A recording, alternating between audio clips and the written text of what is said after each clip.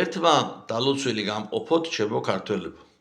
ბოლო პერიოდში განსაკუთრებით პოპულარული გახდა მშვიდობაზე საუბარი. ხშირად გავიგონებთ ხოლმე ჩვენ, რომ რა კარგია რომ მშვიდობა გვაქვს, მშვიდობა ღვთისგან არის და ასე და ასე შემდგომ მსგავსი ტექსტები. რა თქმა უნდა, მეგობრებო, მშვიდობა ეს არის აუცილებელი, მშვიდობა თქვენ და ამას ქრისტე ღმერთი ხშირად ამბობს და ბიბლიაში როგორც ნათქვამია 365 ნათქვამი და შეიძლება მეჯელაც მშვიდობასკენ მითითება და მშვიდობის ლოცვა, მაგრამ აქ საუბარი რაზეა? რა არის მშვიდობა? სიღრმისეულად რომ ნახოთ, განვიხილოთ, ჩავიდეთ სიღრმეში. ღმერთმა მოგცემ ცნებები.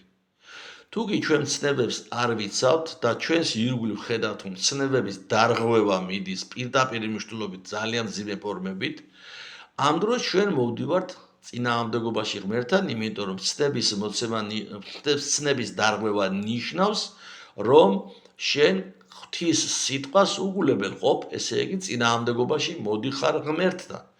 შესაბამისად, სადაც არის ცნებების დარღვევა, იქ ღვთაებრივ მშვიდობაზე ლაპარაკი არ შეიძლება.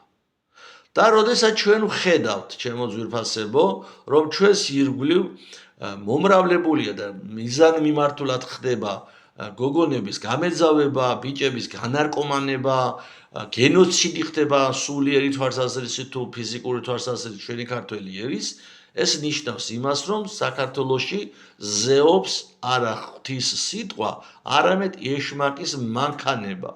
ამიტომ, როდესაც ამ დროს ჩვენ ვსაუბრობთ მშვიდობაზე და მშვიდობას ვუძახით, ვარქმევთ, რომ ვიღაც არ უკლავს, სინამდვილეში ჩვენ ვიმყოფებით რა გენოციდის რეჟიმში, ის განარკომანება და გადაშენება ჩვენი ეთნოსის ეს არის ნელი მკვლელობა, თანდათანობითი მკვლელობა. ამ დროს ამისთვის ამ მდგომარეობის დაარქვა მშვიდობა, ეს არ არის ქრისტესმიერი მშვიდობა. ქრისტესმიერი მშვიდობა არის, როდესაც საზოგადოება არის ისეთი, სადაც ცოდვას ქვია ცოდვა, ხოლო ცნების დაცვა კი არის მოწოდება საზოგადოებისა და ხელისუფლების მიმართულება სწორედ ამ მიმართულებით არის.